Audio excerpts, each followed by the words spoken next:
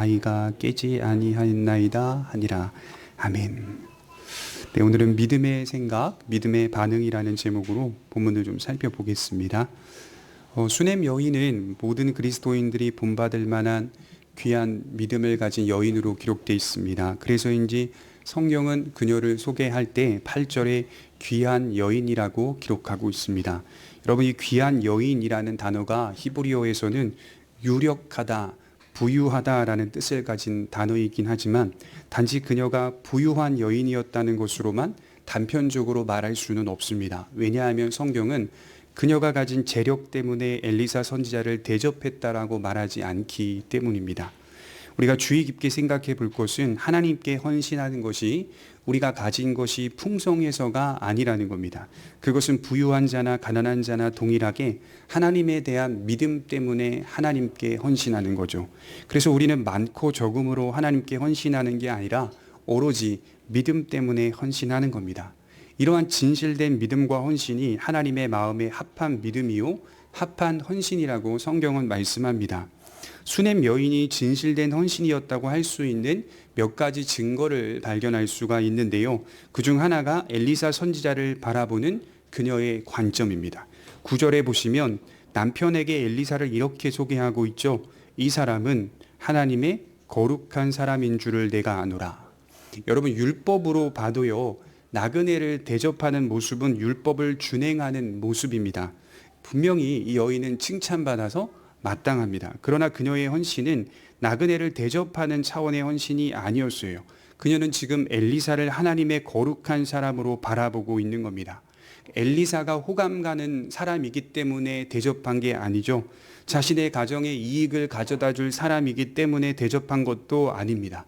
가만히 생각해 보니까 우리가 살면서 느끼는 건 사람들이 누군가를 섬길 때 또 대접할 때 많은 경우 그의 배경을 본다는 겁니다. 사회적인 지위나 또 그가 가진 재력이나 그가 가진 학벌이나 그가 가진 인간관계를 보면서 그에게 친절하게 대접하는 걸 봅니다. 그를 대접하고 그에게 잘해주는 이유가 사실 이런 이해관계가 들어있다는 것을 보게 되죠. 이것이 우리가 살아가는 일반적인 모습입니다. 수냄 여인은 지금 그런 차원이 아닙니다. 오직 신앙적인 관점으로 엘리사 선지자를 대접하고 있는 겁니다. 여러분, 흥미로운 게 뭘까요? 성경 어느 본문을 찾아봐도 엘리사 선지자 자신이 자신을 향해서 하나님의 거룩한 선지자라고 말하는 대목이 없습니다. 이것은 오롯이 여인의 평가였습니다. 그녀가 엘리사 선지자를 그렇게 바라보고 있었다는 것이죠. 항상 그 길목을 지나다니는 엘리사 선지자의 모습을 보면서 그 선지자의 한결같은 모습을 보면서 이 사람은 하나님의 거룩한 사람이라는 것을 확신하게 되었던 겁니다. 그녀는 엘리사 선지자를 유심히 관찰했던 것 같습니다. 말없이 흘러나오는 거룩한 인격과 삶을 일관성 있게 이루어가는 선지자의 모습을 보았던 것이죠. 그리고 그를 도와야겠다라는 생각을 하게 된 것이죠. 시편 15편 4절에 보시면 다윗이 주의 성산에 거할 자의 자격에 대해 말씀하고 있는데, 과연 누가 주님의 성산에 오를 수 있는가? 과연 누가 주님의 장막에 이를 수 있는가? 라고 말하며 이렇게 기록하고 있어요. 그의 눈은 망령된 자를 멸시하며 여호와를 두려워하는 자들을 존대하며. 여기 보면 여호와를 두려워하는 자들을 존대하는 자가 주의 성산에 오를 수 있다, 이렇게 말씀하고 있죠.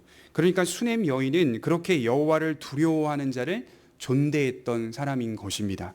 하나님의 거룩한 사람답게 모셔야 하겠다는 믿음이 있었던 것이죠. 또 하나, 수냄 여인의 대접이 진실의 헌신이었다고 말할 수 있는 건 그녀가 보답을 바라지 않고 이런 일을 행하고 있기 때문이죠. 13절에 보답하길 원하는 엘리사의 물음 앞에 그녀는 아무것도 필요하지 않다라고 말하죠. 그저 하나님을 섬기며 자기 백성 가운데 거주하며 사는 것으로 만족합니다, 이런 고백을 하고 있어요. 대가를 바라지 않고 하나님을 위하여 헌신할 수 있는 신앙이야말로 사실은 가장 빛나는 신앙이라고 믿습니다. 그래서 저와 여러분들의 믿음이, 하나님을 섬기는 믿음이 사실은 우리는 보답이나 대가를 구하며 하나님을 섬기지 않기를 바랍니다. 마땅히 죽을 수밖에 없는 우리를 하나님께서 구원하신 그 사실 하나만으로도 우리가 순수하게 하나님을 사랑할 수 있고 하나님을 향하여 순수하게 예배를 드릴 수 있습니다.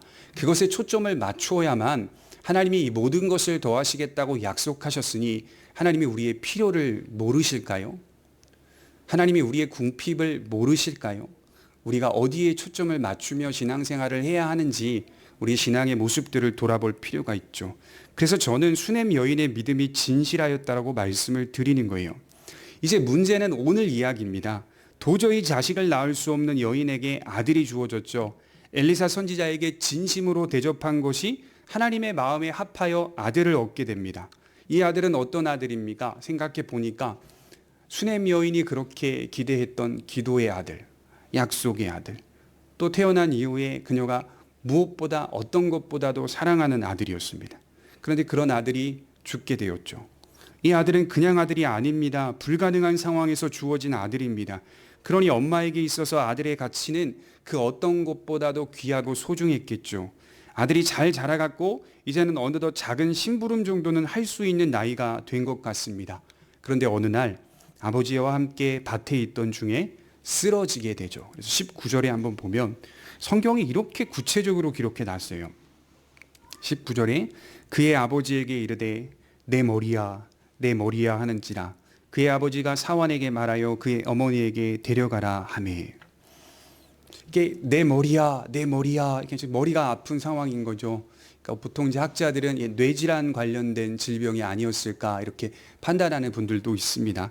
아버지는 즉시 아들을 어머니에게 데려갑니다. 어머니는 지극정성으로 보살펴 주었지만 급격히 악화돼서 죽게 되었다라고 20절에 말하고 있죠. 여러분 언뜻 보면 좀 이해가 가지 않습니다. 왜 그럴까요? 오히려 하나님이 주신 아들이기 때문에 큰 어려움 없이 건강하게 살다가 하나님의 품에 안겼으면 하는 생각이 듭니다. 그런데 갑자기 죽게 돼버린 거죠. 우리가 이 지점에 기억해야 할 것은 하나님께서 그녀에게 아들을 주셨다는 것이 그녀의 아들이 이 세상에서 질병 없이 사고 없이 재난 없이 살게 하시겠다는 약속을 의미하지는 않았다는 것이죠. 일반적으로 우리가 사는 현실은 사실은 변함이 없어요. 우리는 온전한 나라에 가기까지 예측하지 못하는 현실을 살고 있습니다. 저는 이것을 불확실성이라고 표현을 합니다. 이것은 인간이 죄를 짓고 나서 나타난 결과라고 성경은 말해요. 영원히 하나님과 함께 살아가야 하는 생명이 이제는 사망이 들어와서 영원한 삶이 아니라 죽음이 지배하는 삶이 돼버린 겁니다. 나아가 온 우주 만물은 어떻습니까? 비틀어져 버렸다라고 기록하고 있어요. 예측하지 못하는 사고를 당하고 병에 걸리고 재난을 만납니다. 온갖 붕괴를 경험합니다. 그러면서도 하나님께서 창조하신 아름다운 창조 세계를 여전히 목격하며 살고 있고, 그러면서도 인간 안에 담긴 하나님의 형상의 아름다움도 어느 정도는 목격하며 살고 있습니다. 그러나 여전히 우리는 언제 어떻게 병에 걸릴지 모르고 사고를 당할지 모르며 재난을 만날지도 모릅니다. 이것이 변하지 않는 우리의 현실입니다. 여러분, 근본적으로 따지자면 이것은 하나님께서 우리에게 허락한 시련이라기보다도 우리가 만들어낸 시련이요 죄의 결과라고 말할 수 있습니다. 여러분, 오히려 하나님은 이러한 현실을 사용하셔서 그의 백성들을 사랑하신다는 의미로 이끌어내시죠. 그래서 저는 그리스도인들이 만나는 사건이나 질병이나 재난이나 붕괴, 이런 어려움들은 하나님께서 우리를 사랑하시는 한 표현이라고 믿습니다. 우리는 이러한 것들을 만나면서 인생의 참된 가치와 소망을 이 세상이 아니라 하늘에 두게 되죠. 그래서 고난이 힘들지만 고난을 극복하면서 내가 느끼는 실제적인 신앙의 본질은 내 소망과 내 기대와 내 기쁨은 세상에 놓여 있지 않다는 것을 더 깊이 발견하게 되는 것이 하나님이 우리를 사랑하시는 사랑의 한 표현이라고 말씀을 하는 겁니다.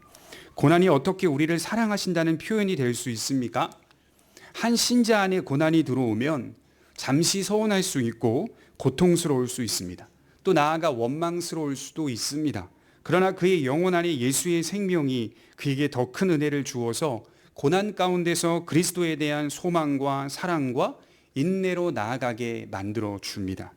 우리는 예측할 수 없는 현실 속에서 삶을 살아가고 있죠. 그래서 그 자리에 뭐가 있습니까? 믿음이 있습니다. 그러니까 예측이 되거나 우리가 원했던 대로 일어난다거나 발생한다거나 하는 것이 분명히 보장되었다면 사실은 믿음이라는 단어가 필요가 없는 거예요. 그렇지 않겠어요? 믿음이 왜 있어요? 불확실성 속에서 확실한 약속을 바라본다라고 하는 차원에서 믿음이 있는 겁니다. 이 믿음의 내용은 아프지 않게 해 주실 것이다, 잘 되게 해 주실 것이다, 항상 아무 일 없게 될 것이다 라고 하는 약속이 아니라 이 현실을 겪어내면서 하나님의 약속을 바라본다는 뜻입니다. 더 나아가서 어떤 찬송가 가사에 말하고 있듯이 주와 같이 길 가는 것 즐거운 일 아닌가. 주님과 같이 길을 가게 하시는 하나님의 동행이 있는 거죠. 모든 책임들을 내가 감내하면서 초월을 바라본다는 뜻입니다. 기독교 신앙은 뭘까요? 책임을 지지 않으려는 태도가 아니라 책임을 지면서 가는 신앙이 기독교 신앙입니다. 그래서 여러분, 교회에 새로 나온 신자들이 어느 때 당황하냐면 이제 예수님을 믿기 시작하면서 자기 안에 어떤 소원이 있고 기대가 있는데 그 기대가 뭐냐면 어떤 어려움이나 환난들을 다 피해갈 수 있는 기대를 갖고 나오게 되죠.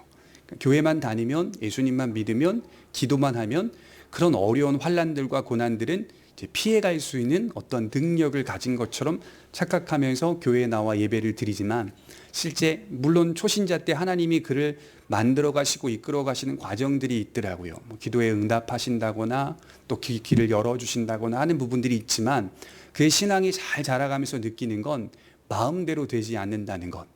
그것을 이제 스스로가 신앙생활을 하면서 경험하게 되죠. 그게 뭡니까? 책임을 지지 않으려는 태도예요. 근데 기독교 신앙은 여전히 책임을 지면서 가는 신앙입니다. 여러분, 눈이 옵니다. 기독교 신앙은 눈을 맞으며 갑니다. 비가 옵니다. 기독교 신앙은 비를 피해가는 게 아니라 비를 맞으며 갑니다. 그런 면에서 세상 사람들과 우리의 살아가는 현실이 변함이 없는 거예요. 똑같아 보이는 거예요. 그러니 세상 사람들이 교회를 다닐 수 없는 겁니다. 왜 없죠? 달라지는 게 없거든요. 어디서 우리가 그 다름을 확인하죠? 생명입니다. 그리스도 안에서 바라보는 생명과 우리 자신의 운명, 또 우리 자신의 상태, 또 우리 자신의 처절한 신분과 지위가 예수 안에서 회복되었다는 것을 발견하면서 이 길을 걸어가는 것이 기독교 신앙이 책임 있는 신앙입니다. 하나님께서는 눈을 맞는 우리의 현실 속에서 믿음을 주셔서 그것을 잘 감당할 수 있도록 도우시고 때에 따라 피할 길을 내어주시기도 합니다. 또 비를 맞는 우리의 현실 속에 믿음을 주셔서 또 그것을 잘 감당할 수 있도록 도와주시고 때에 따라 피할 길을 내게 하십니다. 이것이 바로 우리가 살아내야 할 믿음입니다. 그렇다면 믿음은 언제 가장 크게 빛이 나는 걸까요? 믿음은 오늘 말씀대로 보자면 위기를 만날 때 빛이 납니다. 평안할 때도 믿음이에요. 하지만 그 믿음이 빛이 나고 드러날 때는 언제나 위기를 만날 때입니다. 가만히 보면 사람의 행실은 그의 마음에서 나온다는 말이 있어요. 그 마음이 어디에 기울어져 있는지에 따라 그의 중심이 보일 때가 많습니다. 어떤 사람과 대화를 해보면 그가 구사하는 언어나 또 그가 말하고 있는 단어, 반복적으로 나오는 단어나 그가 반복적으로 말하고 있는 관심 갖고 있는 주제를 들어보면 그의 중심이 어디에 기울어져 있는지, 그는 지금 어떤 생각을 하며 살고 있는지가 보입니다. 그가 위기를 만날 때 드러내는 행동 양식을 관찰해 보면 그동안 그가 무엇을 믿고 무엇을 의지하며 살았는지가 보입니다. 그때 비로소 우리가 얼마나 하나님을 의지하고 있는지가 보인다는 말이에요. 그래서 저는 수넴 여인의 믿음을 좀 살펴보려고 해요. 첫 번째로 그녀는 위기를 만날 때 믿음으로 생각하고 있습니다. 믿음의 생각은 위기 가운데 놓지 말아야 할 아주 중요한 자세라고 말하고 있어요. 여러분, 이야기를 한번 가만히 읽어보시면 여인의 품에 안겨있던 아들이 죽었어요. 그런데 슬퍼할 겨를도 없이 죽은 아들을 안고 올라가서 엘리사를 위해 마련해 놓은 다락방에, 그리고 엘리사의 침상 위에 올려놓고 문을 닫고 나왔다. 이렇게 21절은 말하고 있어요. 그의 어머니가 올라가서 아들을 하나님의 사람의 침상 위에 두고 문을 닫고 나와. 보통 자식이 죽으면 바로 해야 할 일이 뭐죠? 남편에게 말해야 되죠. 왜 남편에게 말하지 않고 엘리사가 머무는 다락방으로 갔을까요? 왜 그곳으로 갔을까요? 남편이 알게 되면 장례를 치를 것이 뻔하기 때문입니다. 여인은 지금 장례를 치를 준비를 하지 않고 있어요. 여기 보면 단어에 닫고 나와라는 단어의 뜻이 잠그다라는 뜻도 있습니다. 여인은 남편이 이 사실을 알게 되지 않기를 바라고 있는 겁니다. 그녀는 다 생각이 있었어요. 그것은 바로 믿음의 생각입니다. 아들은 죽은 것이 분명합니다. 이 일이 그녀에게 일어나는 것은 확실합니다. 그러나 아들을 포기할 수 없었습니다. 그녀는 믿음으로 생각합니다. 불가능한 상황 속에서 아들을 주신 분이 하나님이라면, 도저히 나을 수 없는 상황에서 아들을 주신 분이 하나님이라면 그 신앙의 경험을 바탕으로 믿음 안에서 하나님께 해결받아 보자. 어쩌면 여인은 오래전 엘리야가 사르밧 과부의 아들을 살린 사건을 알고 있었을 수도 있어요. 지도상으로 보니까 멀지 않는 동네입니다. 어떻든 여인은 지금 믿음의 생각을 놓지 않고 있습니다. 여러분, 히브리서 11장 19절에 보면 그가 하나님이 능히 이삭을 죽은 자 가운데서 살리실 줄로 생각한지라 이렇게 기록하고 있어요. 믿은지라 라고 기록한 게 아니라 그가 능히 이삭을 살리실 줄로 생각한지라, 아브라함이 이삭을 하나님께 바칠 때의 그 사건을 이렇게 기록하고 있어요. 불가능한 상황 속에서 약속의 아들을 이삭을 주셨다면 이삭을 하나님께 바치더라도 하나님이 능히 살리실 줄로 생각한 겁니다. 성경을 읽어보면 모든 그리스도인들이 위기 가운데 믿음의 생각을 놓지 않고 있죠. 고난을 만날 때 참으로 힘들고 어렵습니다. 그러나 그럼에도 불구하고 믿음의 생각을 놓지 않고 있더라고요. 예컨대 요셉은 자신의 형들에 의해서 팔리게 됩니다. 그리고 형들은 요셉이 죽었다고 생각하며 살아갑니다. 팔린 요셉은 종이 되어 수년 동안 엄청난 고통을 받죠. 성경은 이런 요셉의 심경을 잘 드러내주고 있어요. 우리 시편 105편 17절 한번 찾아보겠습니다. 시편 105편 17절입니다.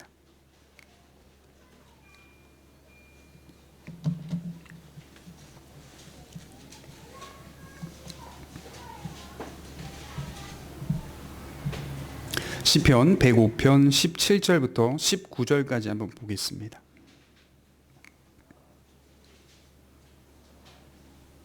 우리 17절부터 같이 읽겠습니다. 시작. 그가 한 사람을 앞서 보내셨으미요 요셉이 종으로 팔렸도다. 그의 발은 삭골을 차고 그의 몸은 쇠사슬에 매였으니 곧 여호와의 말씀이 응할 때까지라. 그의 말씀이 그를 단련하였도다. 여기 보면 그의 몸은 쇠사슬에 매였다. 이 몸이라는 단어가 마음이라는 뜻입니다. 영혼이라는 뜻입니다. 그의 영혼이 쇠사슬에 매인 것 같은 고통 속에 시간을 보냈다라고 의역할 수 있는 내용이죠. 그럼에도 여호와를 향한 생각을 놓지 않았다는 것입니다. 그의 말씀이 응할 때까지. 이것이 바로 믿음의 생각이죠.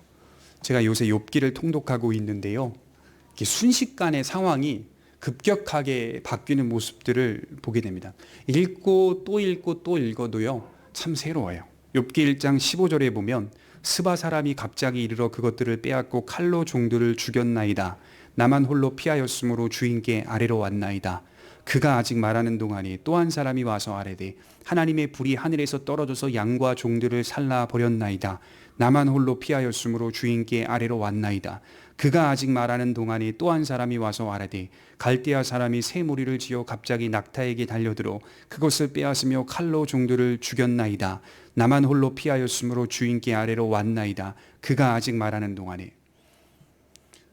어떻게 이런 환난을 만날 수 있습니까? 통계적으로도 말이 안 되는 환난이죠. 욥은 지금 이 환난을 당하고 있죠. 하나의 환난 때문에 슬퍼해야 하는데 그 슬퍼할 시간도 없이 그가 아직 말하는 동안에 세 번이나 이렇게 기록하고 있어요. 결국에는 자식들까지 다 죽어버립니다. 이 순식간에 일어난 일이에요. 근데 마지막에 보시면 흥미롭죠. 욥의 고백은 이렇게 끝나고 있어요. 이르되 내가 모태에서 알몸으로 나왔사온즉 또한 알몸이 그리로 돌아가올지라. 주신 이도 여호와시요 거두신 이도 여호와시오니 여호와의 이름이 찬송을 받으실지니이다. 믿음의 생각을 여전히 놓지 않고 있습니다.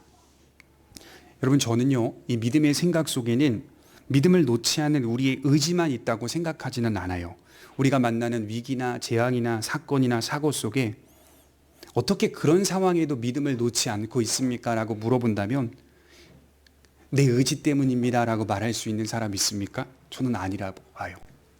사실은 우리 주님께서 우리로 하여금 믿음을 잃지 않게 하시고 계시기 때문입니다. 바울은 그 어떤 것도 그리스도 예수 안에 있는 하나님의 사랑에서 끊을 수 없으리라고 말했습니다. 이 말씀이 저에게 큰 이유는 저희들의 믿음의 생각을 놓지 않게 하시는 건 우리의 의지만으로 되는 문제가 아니라 하나님이 계속하여서 부어주시는 은혜로 되어지는 문제이기 때문입니다. 그러니까 저 자신을 돌아보게 되면 저 같은 사람은 비판적이고 부정적인 의식들이 좀 많은 경향이 있기 때문에 어찌 보면 많은 고난과 환난을 겪게 되면 충분히 제가 결론을 내렸어요. 제 자신에게. 충분히 하나님을 떠나고도 남을 사람입니다. 저는 그런 사람이에요. 제 자신을 정의해 보면. 그런데도 때에 따라 주시는 은혜가 크기 때문에 그것 때문에 하나님께 원망하게 되고 하나님께 서운한 감정을 가지면서 하나님을 향한 생각들을 놓지 않게 되는 일들을 경험할 때가 많습니다. 내 의지만으로 하나님을 믿는다는 것은 사실은 이게 말이 안 됩니다. 저 자신을 보게 되면. 하나님이 저를 붙들어 주시는 믿음이 있기 때문에 그 믿음을 잃지 않고 있더라. 그것이 바로 믿음의 생각 아니겠습니까? 우리가 두 번째로 생각할 것은 믿음의 생각이 있다면 믿음의 반응도 있더라는 겁니다. 아들이 죽자 여인은 믿음의 생각을 가지죠. 믿음의 생각은 곧장 믿음의 반응으로 이어집니다. 엘리사의 다락방으로 올라가서 선지자의 침상 위에 아들을 둡니다. 문을 닫죠. 그리고 남편에게 나귀 한 마리와 종을 준비해 달라고 22절에 부탁합니다. 그리고 이제 비로소 엘리사를 만나게 되죠. 달려가요. 달려가는 믿음의 반응. 우리 28절을 한번 볼까요? 신속하게 준비하고 달려갔어요. 그리고 28절에 엘리사 앞에 이렇게 고백하고 있습니다. 같이 읽겠습니다. 시작.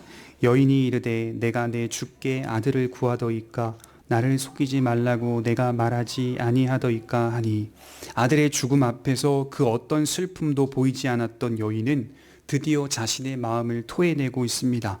내가 언제 아들을 구했습니까?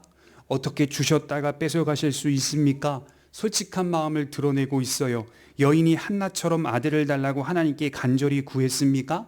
야곱의 아내 라헬은 뭐라고 말했습니까? 나로 자식을 낳게 하지 않으면 죽으리라 이렇게 말했어요. 수넴 여인은 그런 말을 한 적도 없고 아들을 구한 적도 없습니다. 그러니 더더욱 하나님을 향하여 서운함과 원망감이 들 수도 있을 거예요.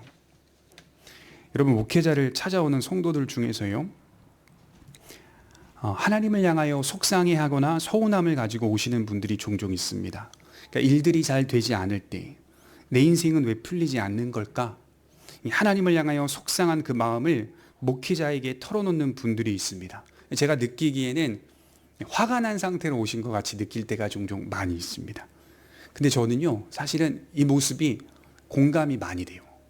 그래서 어떤 분들은 좀 지나치게 말씀드리면 목회자에게 저는 상관이 없지만 저라는 목회자에게 다 모든 것을 풀어내려고 하는 분들이 있습니다.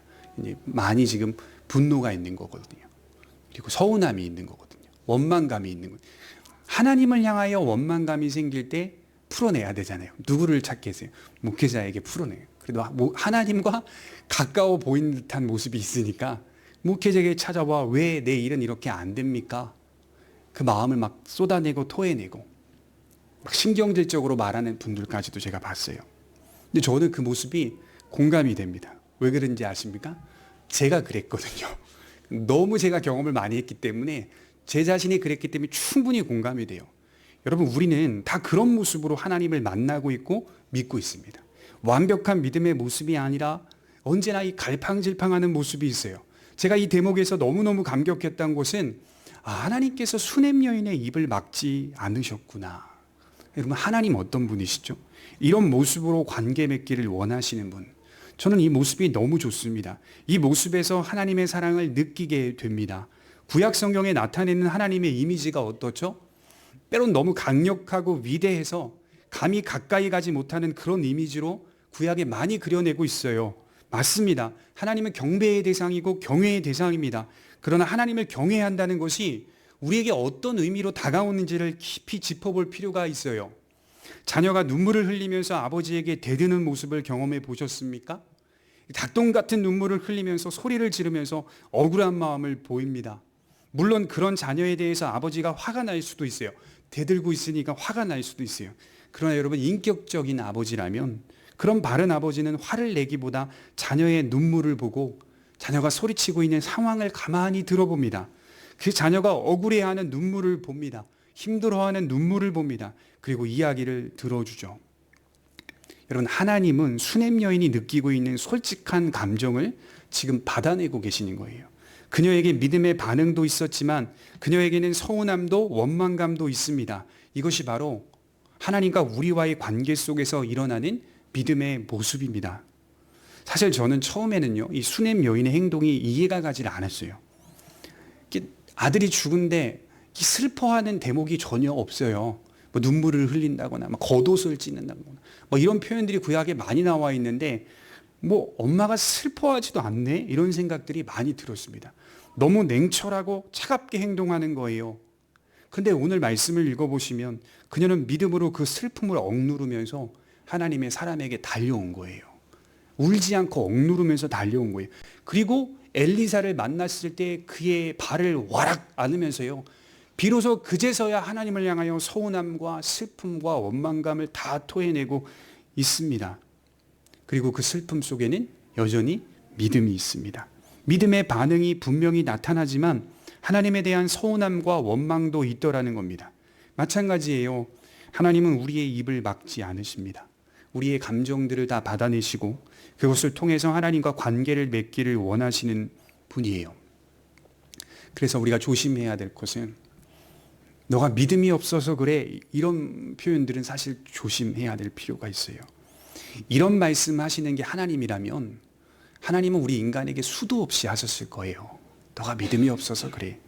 근데 하나님은 대체로 이렇게 접근하지 않으시고 우리의 서운함과 원망감을 받아내면서 무엇이 잘못되었는지를 스스로 깨닫게 해주시는 분, 알려주시는 분입니다. 그래서 하나님은 저에게 인격적인 분으로 늘 자리하고 있습니다. 예수님은 마태복음 6장 9절에서 주기도문을 가르쳐 주면서 그 기도의 첫 부분을 이렇게 시작했죠. 너희는 이렇게 기도하라. 하늘에 계신 우리 아버지요. 하늘과 땅은요, 사실 유대인의 개념으로는 천지 차이입니다. 그런데 우리를 아버지와 자녀의 관계로 확 묶어버리세요. 있을 수 없는 일입니다. 예를 들자면 우리가 지금 눈에 보이는 육신의 대통령에게 내 아버지라고 부를 수 있습니까? 이 세상에 있는 높은 자에게도 그렇게 부를 수 없어요. 왜냐하면 그 사람은 내 아버지가 아니기 때문이죠. 그런데 하나님은 우리의 아버지로 부르라, 이렇게 말씀하고 있어요. 그렇게 기도를 시작하는 거예요. 그래서 기도는요, 그렇게 시작하는 거예요. 하나님을 아버지로 인식하며 기도하는 거지, 하나님을 아버지와 상관없는 기계적인 신, 대단한 신, 위대한 신으로만 접근하는 게 아니라 내 아버지께 나와 아버지께 간구하는 모습으로 시작하는 거예요.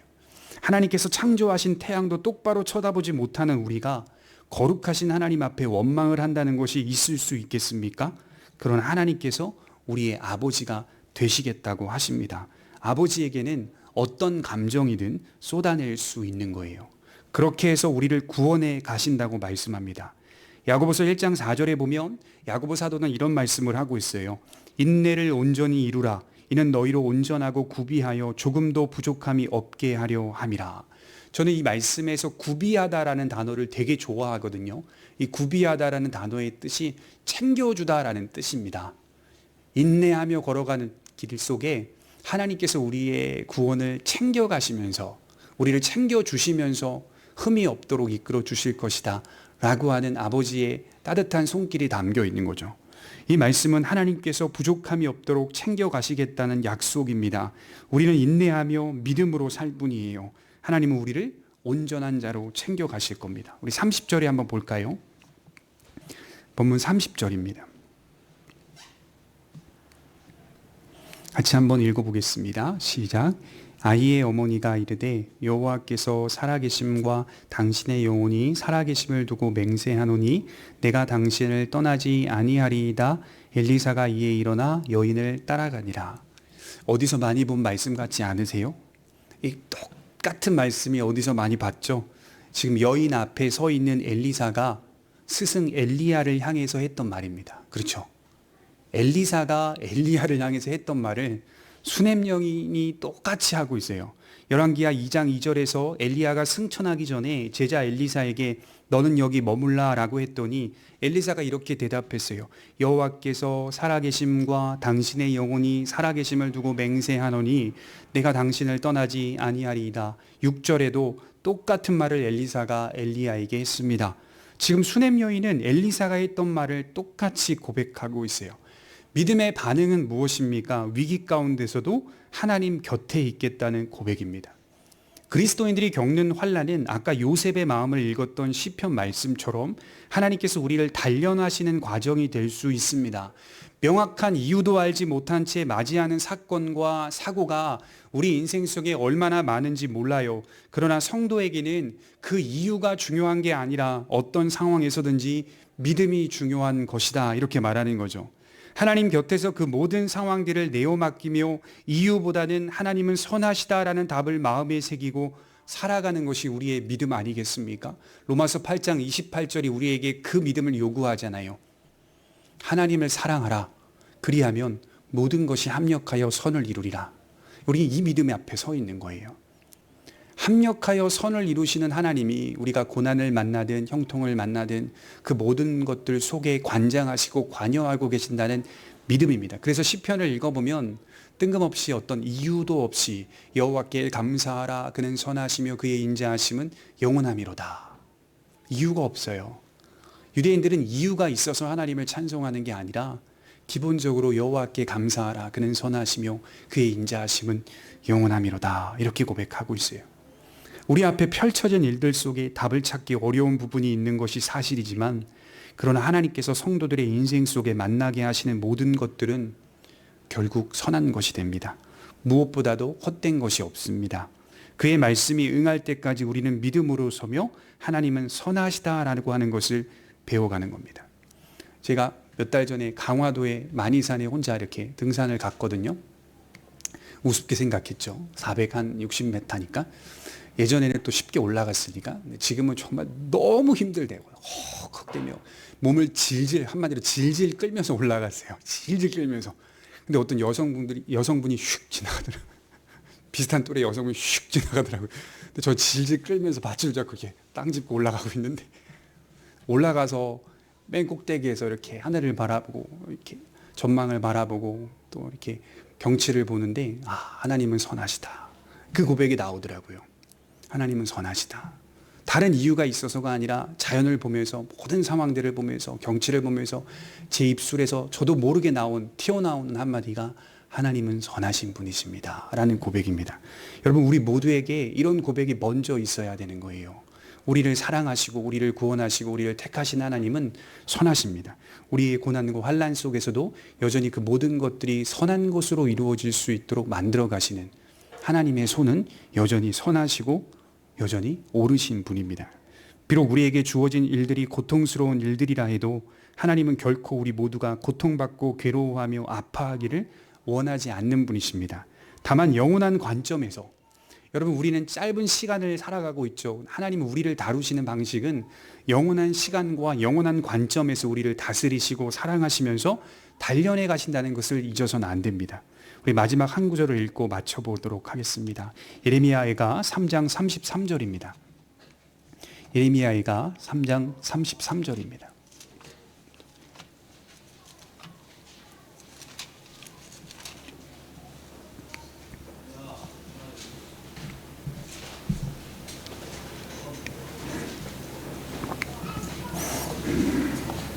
예레미야가 본 하나님의 본심이죠. 같이 예레미야가 3장 33절을 읽겠습니다. 시작. 주께서 인생으로 고생하게 하시며 근심하게 하심은 본심이 아니시로다. 하나님의 본심이 우리의 근심과 걱정이 아니라 평안이라는 사실을 처음부터 성경은 밝혀주고 있다는 것이죠. 처음 에덴에서 새 예루살렘까지의 과정을 그리고 있는 성경은 인간은 언제나 평화를 박살냈고 그 평화의 박살이 불확실한 현실과 왜곡된 현실, 사망이 지배하는 현실을 만들어냈다라고 기록하고 있습니다. 그리고 이러한 모든 모순과 왜곡과 사망의 저주를 예수님께서 해결하셨고 더 높은 차원의 생명으로 우리를 인도하실 것을 약속하셨죠. 우리는 그때까지 뭘 해야 되죠? 눈이 오면 눈을 맞아야 하고, 비가 오면 비를 맞아야 합니다. 다만 그 책임 속에서 하나님의 긍휼을 구하며 살아가야 돼요. 여러분 체념하지는 마세요. 제가 어차피 우리도 세상 사람들과 동일한 인생을 살기 때문에 체념하자 그런 차원으로 말씀드리는 게 아니라 눈이 오면 눈을 맞아야 되고 비가 오면 비를 맞아야 되지만 우리는 하나님의 긍휼을 구할 수가 있습니다. 주님, 우리를 긍휼히 여겨주셔서 지금 제가 처하는 이 문제가 하루속히 해결될 수 있게 하여 주옵소서. 긍휼을 구하는 우리의 자세는 여전히 존재하고 있는 겁니다. 그게 바로 믿음의 생각과 반응이라는 것이죠. 결국에는 아들이 살아났고 수넴 여인은 아들을 안고 나가는 장면으로 오늘의 이야기는 끝이 나죠. 그러니까 결국 이런 것 같아요. 믿음의 결국은 뭐죠? 생명이라는 말입니다. 믿음의 결국은 생명. 이 사실을 말해주고 있는 이야기가 수넴 여인의 이야기예요. 지금 엘리사는 예수님의 사역을 모형으로서 예표하고 있는 지금 사건을 벌이고 있는 거예요. 주님의 사역은 엘리사와는 비교할 수 없을 만큼 큰 사역입니다. 잠시 죽었던 자를 살리는 정도가 아니라 예수님의 죽음으로 영원히 살게 하시는 생명의 풍성함을 우리에게 베풀어 주실 것이다 라고 하는 주님의 이 마음을 수넴 여인의 사건을 통하여서 보시길 바랍니다. 기도하도록 하겠습니다.